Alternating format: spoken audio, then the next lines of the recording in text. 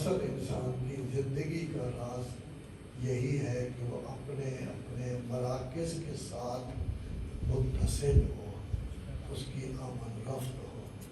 اگر مراکز میں آمد رفت ہوگی تو پتہ چلے گا کہ دین کیا ہے۔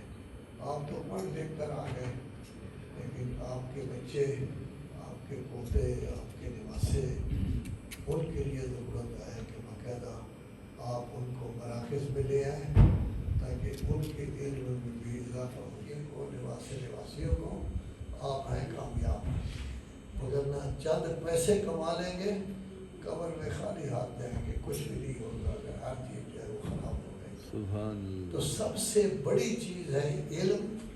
ان ملکوں میں علم ہے، لوگ کروڑوں خرچ کر کے آتے ہیں، آپ آ گئے، آپ کو نیشنلٹی بھی مل گئی، سب کچھ مل گئی، تو علم میں جتنے زیادہ ترقی کریں گے اتنا ہی آپ کی کامیابی ہوگی۔ اسلام 1458 سال پہلے شروع تو حضرت ابراہیم کے زمانے سے ہوا تھا، 1458 سال پہلے رسول اللہ کے زمانے میں شروع ہوا۔ تو مسلمان بیچارے کمزور تھے، ہر وقت بات پڑتی تھی، مجبور ہوئے کہ حبشہ چلے جائیں۔ مسیحی حکومت تھی، انہوں نے ان کو باقاعدہ جگہ دی، رہائش کا سلسلہ ہوا، اور اس کے سربراہ جعفر طیار تھے۔ انہوں نے سورہ مریم کی تلاوت کی۔ سورہ مریم کی تلاوت سے ہیل سلاسی صاحب کا جو ہے وہ ذہن صاف ہو گیا۔ اس نے کہا کہ یہ واقعہ دین جو ہے وہ ٹھیک ہے۔ حتیٰ کہ وقت آیا کہ رسالت باپ کو بھی چھوڑ کر مدینہ جانا پڑا، وہ تشریف لے گئے۔ مدینہ میں اسلامی حکومت قائم ہو گئی۔ آپ پڑھے لکھے لوگ ہیں، مکہ میں کبھی بھی مسلمانوں میں ایک چیز پر بھی اختلاف نہیں ہوا، کبھی لڑے نہیں، کبھی جھگڑے نہیں، کبھی کوئی مقدمہ پیش نہیں ہوا، کبھی رسول اللہ کی خدمت میں نہیں آئے کہ اس نے مجھے یہ کہا ہے یہ کہا ہے۔ کیوں؟ ہر کوئی مصیبت میں تھا، تکلیف میں تھا، کوئی ذرا آرام سے تھوڑے سے رہ رہے تھے، زیادہ تر تکلیف میں تھے، ہر کسی کو اپنی پڑی تھی، لڑائی جھگڑے کا ٹائم ہی نہیں تھا، وہ اپنے بچاؤ میں لگے رہتے تھے۔ اب مدینہ میں حکومت قائم ہو گئی، تو حکومت میں تو کچھ لوگ اوپر آ گئے، کچھ لوگ نیچے رہ گئے، یہ سب کچھ ہوا۔ لیکن اگر آپ تاریخ کا مطالعہ کریں، یہ جب مدینہ میں حکومت قائم ہوئی ہے یا اس سے پہلے مبلغ بھیجے گئے ہیں، ایک بھی کسی بوڑھے کو حضور نے کوئی عہدہ نہیں دیا۔ پوری تاریخ کا مطالعہ کریں۔ مصعب بن عمیر کو پہلے بھیجا، نوجوان لڑکا تھا 18 سال کا جو مبلغ بن کر آیا۔ ان میں تھوڑی سی عمر زیادہ تھی مولا کائنات کی، جو 29 سال تک پہنچ گئے تھے، مگر میں کو 17 سال کا ہے، 18 سال کا ہے۔ سیدھی سادی بات ہے، اگرچہ مشکل ہوتا ہے بوڑھے آدمی کے لیے اپنا عہدہ چھوڑنا، لیکن یہ طے ہے کہ وہ اتنا کام نہیں کر سکتا جتنا جوان کام کرتا ہے۔ جوان ان کی ایک کمیٹی سرپرستوں کی بنا دیں کہ مجلس شورا ہو جائے، وہ ان کو مشورے دیتے رہنے کہ نوجوانوں کو چلنے دیں تو ادارے کامیاب ہوں گے۔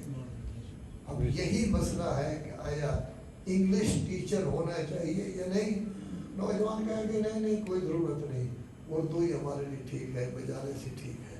لیکن یہ نہیں دیکھتے کہ چھوٹے بچے جو ہیں وہ تو اردو نہیں سمجھتے، بات چیت کر سکتے ہیں، پنجابی بھی بولتے ہیں، لیکن اردو کی اگر کوئی علمی بات ہو تو وہ تو نہیں سمجھ سکتے۔ تو ظاہر ہے کہ سمجھانا تو ان کو ہے۔ تو وہ جوان ہوگا، ماشاءاللہ ہمارے مولانا بھی جوان ہیں، یہ آئے ہیں تو آپ کی بہت زیادہ خدمت کریں گے، آپ کی تربیت کریں گے، آپ کی اصلاح کریں گے۔ تو وہ ہے کہ جوانوں کو یہ چیز سپورٹ کرنی چاہیے تاکہ وہ جوان طاقت ہو، قوت ہو، یہ کام کریں۔ تو مدینہ میں لڑائیاں بھی ہوئی، جھگڑے بھی ہوئے، اختلاف بھی ہوئے، مہاجر انصار کا چکر بھی چلتا رہا، لیکن حضور اس کو کنٹرول کرتے رہے۔ آیات نازل ہوتی رہی، کبھی زکوٰۃ واجب ہو گئی، کبھی روزہ واجب ہو گیا، کبھی حج واجب ہو گئی، خمس واجب ہو گیا، یہ سارے کے سارے آتے رہے، تربیت کرتے رہے۔ اللہ اپنے نور کو مکمل تمام کر کے رہے گا۔ تو اس دین میں غلبہ حاصل کرنا، اور یہ نور جو ہے وہ کسی صورت میں بھی نور ولایت ہو یا نور قرآن ہو، یہ کبھی بجھے گا نہیں۔ اللہ کہتا ہے کبھی نہیں بجھاؤں گا۔ انا نحن نزلنا الذکر و انا لہ لحافظون، قرآن مجید کو ہم نے ہی کیا کیا ہے، نازل کیا ہے، اور ہم ہی اس کے محافظ ہیں۔ اس کی زبر، اس کی زیر، اس کی جزم، اس کی شد، کسی ایک لفظ میں بھی کوئی کمی بیشی نہیں آئے گی۔ اللہ تبارک و تعالیٰ نے اس کی حفاظت کا ذمہ لے لیا ہے، ہمارا کام ہے اس سے فائدہ حاصل کرنا۔ تو یہ دین کو جو غلبہ ہونا ہے وہ تو ہو رہا ہے، کافی غیر مسلم مسلمان ہو رہے ہیں، قرآن مجید کا مطالعہ کر رہے ہیں، جب بھی کوئی پتہ چلتا ہے کوئی، ہمیں بھی چاہیے کہ اس میں حصہ ڈالیں، ہمیں بھی چاہیے ہم کوشش کریں کہ لوگوں کو اس طرح متوجہ کریں جس قدر کر رہے ہیں، تاکہ کل ہم یہ کہہ سکیں کہ غیر مسلم ملک میں رہ کر ہم بھی اسلام کے لیے 1%، 2% کام جو ہے وہ کرتے رہے ہیں۔